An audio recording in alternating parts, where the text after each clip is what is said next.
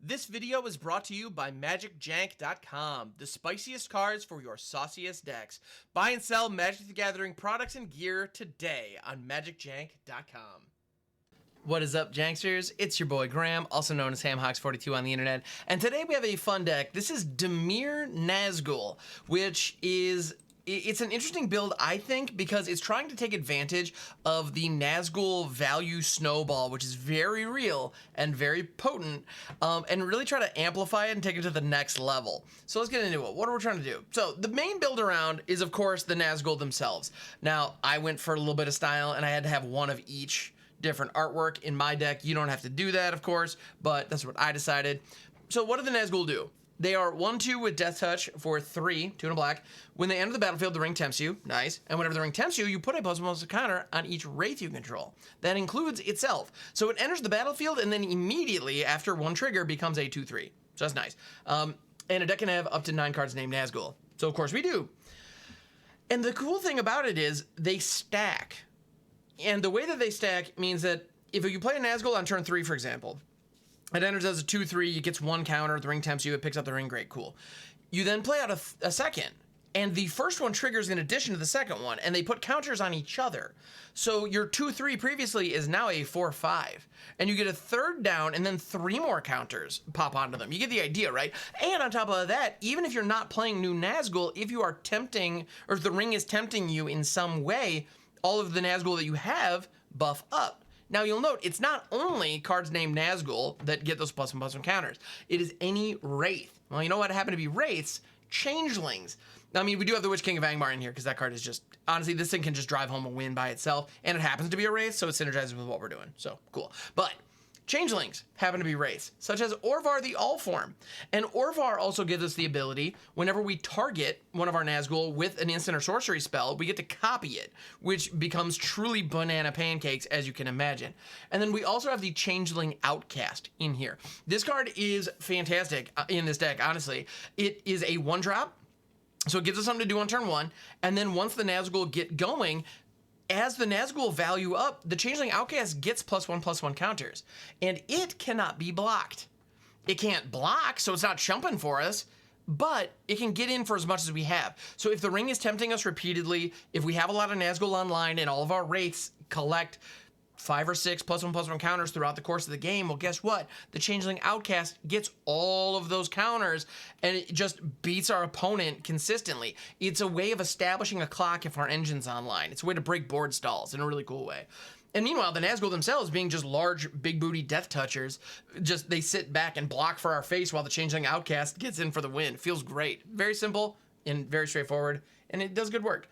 We also have Fading Hope, Soothing of Sméagol, and Gollum's Bite. Now, these spells are the ones that we use to target our Nazgul to trigger them and keep them going if we have an Orvar online. Now, Gollum's Bite might look like a weird include here. The truth is, though, giving a creature -2/-2 for 1 is oftentimes worth it. There were plenty of decks that ran Disfigure back in the day, because that can kill, like, your opponent's mana dorks. It can take out Llanowar Elves, Elvish Mystics, Delighted Halflings, which is a card that you see now. This can knock those out, no problem. Heck, it could even kill a Toski if somebody's old school and running that out, because toughness reduction gets around indestructible. So it's actually not a bad piece of removal, and it isn't enough to kill our Nazgul. So if we use Gollum's Bite targeting one of our Nazgul, that triggers Orvar, which creates a copy of the Nazgul, and then immediately the other Nazgul enters, the ring tempts us, and counters pop on. Which, if we have at least one other Nazgul, is actually a net power increase because we used Gollum's Bite on one of our Nazgul. And so that gives us an opportunity to do some weird combat trickery and just kind of get silly, honestly. So it's it can be very powerful in this list. And because we care about the ring tempting us, spending 4 mana and exiling it from our graveyard to get another ring temptation is an option to get us to that 4th level pretty frequently. So that's the idea. We also have Call of the Ring. If you're in black and you're doing anything with ring tempt you probably want this card. It is fantastic. Because at the beginning of your upkeep, the ring just tempts you. You just get it. You can select a ring bearer if you don't already have one, and it moves up the chain. Honestly, it is amazing how fast this deck can get to level 4 of the ring emblem. It's not hard. And so that helps with that. And every time the ring tempts us, you can pay 2 life and draw a card. And you'll notice, though, we're going to run out of life really quickly, taking advantage of that, especially because we have things like Watery Grave in our mana base. So we might, and Underground River for that matter. So we might be taking damage consistently. This is one of those things where the game could end and our opponent maybe didn't hit us once, but we're down to 10 life. You know, it's one of those. But to offset the Call of the Ring life loss, we have 2 Sheoldred in here. Honestly, if you're playing black in just about any format where she's legal, she's just going to make your deck better. And in this case, being able to directly offset the Call of the Ring and just basically draw cards for free, as long as we have more than 2 life when we start that exchange, yeah, she's just good. I don't know what else to say. She just is. In any event. Oh, another thing I mentioned, Orvar, by the way, gets counters every time the ring tempts you if your Nazgûl are online. It may not be relevant, but it's a big body that could also get out of hand. So that's the deck. It's very aggressive. The goal is get Nazgûl, buff them up, punch face. That's all we're doing. It's very straightforward. We do have, the Fading Hope and the Soothing of Sméagol can be used to bounce blockers, get them out of the way, and get in for the last little bit of damage. Soothing of Sméagol also allows the ring tempt to happen. So if we use Soothing of Sméagol to get rid of a blocker, and then, uptick to the 4th level of the ring, that could be very potent. Yeah, so good things happen there. So yeah, that's the deck. That is what it is. That's what we're doing. Let's run this out. This is definitely, I think, play queue nonsense. I feel like that's very fitting for what we do here at this channel. So that is where we're going to be playing it. We're going to be rocking it in the play queue. Let's see if we can get a couple of wins. And yeah, thank you so much. Let's do it. All right, so we have the turn 1 Changeling Outcast. We can hold up Fading Hope on 2, and then have some Nazgûl on 3. This feels pretty good. I say we run with it. I got 3 lands in the opening hand, including a Darkslick Shores. Starting off with the Darkslick Shores on 1 feels great. So I'm definitely here for it. And there's a cat on my lap, fun fact. Just being a cat. Just kind of on my lap. Hey, sweetheart, how you doing? It's funny, I was streaming earlier today as of this recording. And some people in my chat were giving me a hard time. It's like, wait, are you petting a cat and not showing her? It's like, oh, you're right, I am. Sorry, everybody. I was really letting the team down. So I've learned. Just show the cat. Ooh, Nest Robber. Okay, so it looks like we're going up against a modified starter deck, possibly, or just a full-on starter deck. We are in the historic play queue, so... And I come to think of it, the Nazgûl being uncommon means that this deck actually has quite a few commons and uncommons in it. So I can't be super surprised that that's what we're going up against. I feel a little bad for our opponent, though, because the general card quality in our deck is better than things like Nest Robber, so... we'll see what happens. So they've moved to combat. I'm assuming they're going to attack us for 2. Seems kind of silly not to, but that's okay. Yeah, those are the default starter lands as well. So, yeah, opponent, welcome to Magic. I'm very glad to have you, and I'm sorry for what I'm about to do. So we're going to play out Ottawara, so we have 2 Fading Hopes up. So we can get a double bounce and a scry. Tunneler. Yep. Sure. They can swing with the Nest Robber. We bounce it. Yeah, so we get our scry on. Underground River. Yeah, I'll take that. That's fine. Allows me to kind of... Oh, and you know what? And I should do this, so I'm going to. I'm going to bounce the other 2 drop as well. That was painfully mana efficient there. All right. So here we have the Underground River, and here comes the Nazgûl. All right. There's 1. We got a ring tempt and a counter. Ding, ding. If you have a shock, now is the time. Do it before that resolves. Yep. Well played, opponent. Good work. I'm not even mad at that. That's delightful. Yeah, here comes the Robert again. Sure. Ooh, and the Tin Street Cadet as well. All right, cool. You're gonna be cool. Oh, my goodness. We're drawing nothing but Nazgûl. Everything's coming up Nazgûl. All right, here we go. Ring temp number 2. Nazgûl picks up the ring, as they often do in the Magic gameplay, which was what they were always trying to do, right? So, I don't know. It's nice that Wizards gave them the opportunity to finally get the ring. Finally get that ring, baby. You earned it. You've been working really hard. So get out there, get that ring. Do it. Yeah, so we're sitting back with a 2/3 Death Toucher. This thing will don't... Or no, it poofs out a Goblin when it becomes blocked. So, okay. That's a thing, I suppose. I'm pretty sure we got this. Yeah. They got the Tunneler. You could just power 2 or less, can't be blocked. And that's not bad, but it's not gonna help here. Battle Driver, there we go. Whenever another creature enters the battlefield under control, that creature gets +2/+0 and haste till end of turn. That is not bad, honestly. Alright. So I'm gonna drop out another Nazgûl. which is a dumb joke, but I like it. Ding ding. Cool. And this Nazgûl is going to swing. We've reached level 3 on the ring, so anything blocking it is straight up doomed. I like all of these cards a lot. I'm tempted to drop Nazgûl and put the Call of the Ring down this turn, but I think instead I'm gonna let the Watery Grave go and kind of hope we draw into a land next turn. I don't know, maybe that's stupid, but yeah, so they chump. Sure. Can't blame them. Honestly, rocking out another Nazgûl here is just gonna provide an overwhelming display of force on the board that our opponent's just not gonna be able to deal with. Yeah, so, you know, here they have, you know, they can get the Nest Robber unblockable and swing in for 2 if they wanted to. But our board state, honestly, and Call of the Ring 2 is going to be giving us, yep, and that's what they're going to do. All right. Oh, sick. All right. So Call of the Ring here is going to be providing card draw in addition to all the other nonsense that we've got going on right now. All right. So you can hang on to the ring. That is fine. Ding, ding, ding. We get 3 counters for each of our Nazgûl. Swinging for 13. Let the Changeling Outcast go. That's fine. Soothing of Sméagol represents another ring tempt, which buffs our entire team. So yeah, this is 13 damage coming through. And an additional 3 if this 7/8 connects. So yeah, this is bad. So our opponent clearly rocking a starter deck, which, hey, rock on. Like, you love to see it. But yeah, the card quality, it's just, we just have too much stuff going on. Yeah, it turns out some of the newer cards are just going to be better than the starter cards. It just is what it is. Yeah. So, unless they have some kind of board wipe in there, which, but even then, red damage-based board wipes, I can't think of anything for 5 that would get the job done. So at this point, if they attack with, so if they have another creature, it comes down with +2/+0 and haste.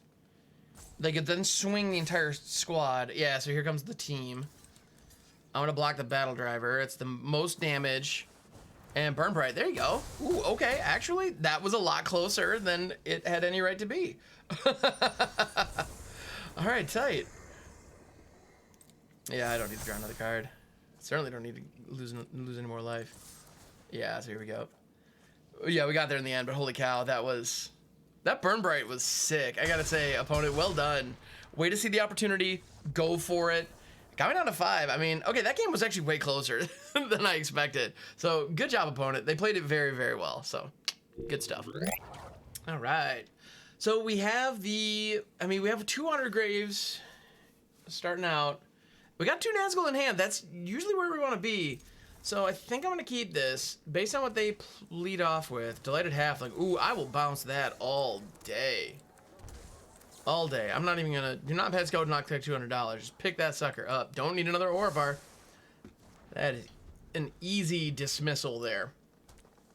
All right, Call of the Ring off the top here would be fantastic. No dice, unfortunately. Got Samwise, Game G. Looks like they're going for some combo action. That is usually what happens with Sam these days. Yep, rock out of food. I probably should have bounced Sam in response there. Oh well. All right, pick it up, pick it up, pick it up. So we have a lot of early disruption, which is good. They have like Tameo save. Lauren's escape. All right, fair enough. Deny my scry. But you know what? That's an indestructible trick you don't get later, so I'll take it. All right, Naz time. Let's go. The ring is tempting us. So now we have a legendary 3/2. It's pretty nice. Rosy Cotton. Alongside Samwise. Perfectly fair and balanced Magic cards right here. If they attack with Sam, I'm taking the trade. I don't expect they will. Yeah. Makes sense. Now, I want to drop Orvar here, but I feel like I need to Naz. Yeah, so we're gonna get Nazd. And then I'm gonna swing with said Nazgûl. And we get another Nazgûl. You'll love to see it. Honestly, now we have 2 blue. We're fine. I was thinking I could have kept that, but I mean, I could have, but it wouldn't have mattered. All right. So next turn, I'm planning on rocking out another Nazgûl, get another Ring Temptation, And keep on smashing. A Cult of the Ring would be, like, truly obscene, like exactly what I'm looking for. I don't expect that, per se, but it'd be cool. The other thing, throwing out Orvar here, if we draw Flower of the White Tree, ooh, okay. They got an Anthem online. More Nazgûl. More Nazgûl. All right. I do love me some Nazgûl. They're fantastic. Big fan. Yeah, no, we just need to keep doing the thing. The thing, let us do. I'm going to give it to the smaller one. This is absurd. Draw a card, discard a card. I'm honestly tempted to just dump Orvar here. Like, but you know what? I'm going to let the land go. I think that's okay. Because, I mean, Orvar's fine, but just pure Nazgûl punching power is no joke. So, we can just Naz into Naz into Naz into Naz. And feel great. Honestly. Yeah, so Sam and Rosie have definitely done some fantastic things. They made the tokens. And that brings Rosie back to hand. Sure. Man, Sam, you're the freaking best, man. Have I mentioned that I love Sam? Because I freaking do. That character is like the greatest. Dude rips. Okay. So I'm at 16. They have an 8-7. Do they swing with it? They do not. All right. Ooh, Gollum's Bite. Interesting. Interesting. All of a sudden, Orvar looks a little bit better because now we can drop down Orvar. Gollum's Bite does not tempt by itself. But I have a plan. Swing with the squad. Soothing of Sméagol here is dope. But it's not where we want to be. Alright, so opponent, who's getting blocked? That's the question. Because little do they know, I'm about to tempt at instant speed and finish this sucker off. Alright, cool. So I'm going to go ahead and Gollum's Bite this Nazgûl. Yes, I'm totally sure. We're just going to trigger Orvar, making another Nazgûl. Ding, ding. This little homie stays the ring bearer because that's the unblocked one that's going to be getting in and dealing the damage. And that's 10. 10 unblocked with the additional 3 life loss from the ring. Alright, opponent. So you can use the Delighted Halfling and your land to eat 1 food, but with the ring trigger, we still got it. So there we go. Orvar, Gollum's Bite. Got there. Little trickery to bring it home. Feels good.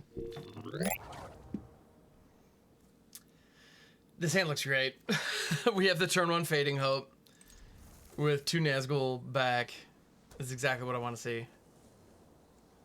All right.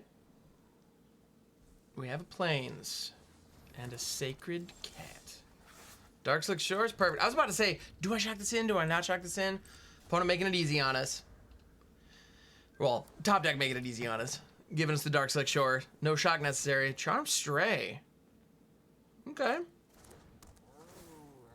Rock on Oppo. So this is full-on cats. Oppo doing full-on kitty cats. Alright, cool. I don't want to get hit by that one. We don't need a third Watery Grave. I think we're fine on that front. Cool. Changeling Outcast. I'm not mad at that. That can enter tapped. Outcast time.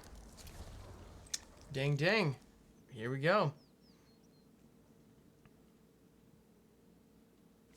So next turn, we're going to have the Nazgûl, which is going to buff the Changeling Outcast and give it the ring. So we start that value train rolling. Yeah, they get in untouched because Outcast is like that. But yeah, so Naz time. Let's go. Buff the squad. Pick it up. Ping in while we can. Now, we could just shock this in and rock out Shelly next turn. That's just the rude thing to do. I think what I'm more likely to do, depending on what we draw, of course, I'm far more likely to just have Watery Grave enter tapped and just rock out the Nazgûl and just keep that moving, because that'll give us access to the second ring tempt, and, you know, various and sundry other goodies. Man, this Nazgul is actually kind of comfortably holding the line here. More creatures gets +1/+1 till end of turn, and you gain 1 life. Yeah, so it'd be a 3/3. So the Nazgul and the Leon and Vanguard would trade, so I wouldn't make that trade. Yeah, they do not attack. Okay, yep. And we got a fresh Nazgul. Seems good. Ding ding. Outcast gets to keep it. And we're just gonna punch a bunch. Turn discarding. I like Gollum's Bite if we keep Orvar. I think I'm gonna dump Orvar though. Although you can make a solid argument that I should have jumped Sheoldred there actually. But honestly, Sheoldred, she's freaking Sheoldred. Like, she just wins the game if she's online. So how do you say no? Yeah. But honestly, actually, I should have held on to Orvar. That would have been smart. Because next turn, if we draw land, we could Orvar, keep Gollum's Bite up, get a Nazgul copy online. Things could get really out of hand. So, yeah, okay. I didn't choose the correct play there in favor of doing what felt like the correct play in that it's more boring. But not necessarily the correct play in what's actually going to help me win the game. That said, I'm about to put so much pressure on this board. It is unreal. So do we drop another Changeling Outcast, or do we drop a Nazgul and then Gollum's Bite, their Vanguard? I think we drop another Naz. Getting nasty once more. We get 3 counters for everybody. I'm then gonna bite their Vanguard. Nom nom nom. And swing in with the squad. Yeah, this is pretty nasty. Nasty. You know what? You know what? There we go. I don't need Sheoldred. Boom. Get it gone. We're fine. It's more of an intimidation move at this point. And I'm cool with it. I'm just gonna flex a little bit. I don't even need it. We got this. Is that me being a little bit of a jerk? Yeah, a little bit. A little bit. Alright. Yeah, so these crash in. Their board is now just gone. I can drew that, followed by that. There we go, hand is empty. But Gollum's Bite in a graveyard is a Ring Temptation, which is going to put 3 counters on my entire squad and get us to the 4th level of the ring, which one of the outcasts can pick up. And pretty sure that drives it home. So, yeah. This is looking good, unless they have a board wipe in there, which would be very sneaky and kind of brilliant. That's the thing. Creature-based decks often don't run board wipes just because there's an anti-synergy there, which makes sense. It's smart. But sometimes you can really catch people off guard by having, you know, one kind of an in case of emergency panic button. You definitely wouldn't want to run more than 1 or 2 of them, but still, it's something you can do. Ooh, Regal Caracal. There you go. That ain't bad. Soothing of Sméagol, though, that is fantastic. We bounce that. That strips the lifelink. Changing out the small Changeling Outcast picks up the ring, which is now level 4, and then we swing out. Or no, it didn't strip the lifelink. My bad. It strips the lifelink from other cats, but not those tokens. All right. But yeah, this is 14 damage just on the unblockables coming in. Yeah. Good game, opponent. Nazgul value. What you gonna do? Thank you so much for checking out this video and making it to the end. I want to give a huge thank you, huge shout out to the patrons that make this channel possible. And if you, dear viewer, would like to join them for as little as $1 a month, you can help me keep the lights on and have your name displayed here in our Hall of Champions. So I want to give a huge shout out, especially to the Mythic patrons at the $10 level. And those are Angry Jellyfish, Bunyip, Elsa89, Carl Ligon, Ryan, Veilreth, X of Most Trades, and Yuck Foozy. Thank you so much for all the support and for doing what you do. You rock. And I'll catch you on the next one.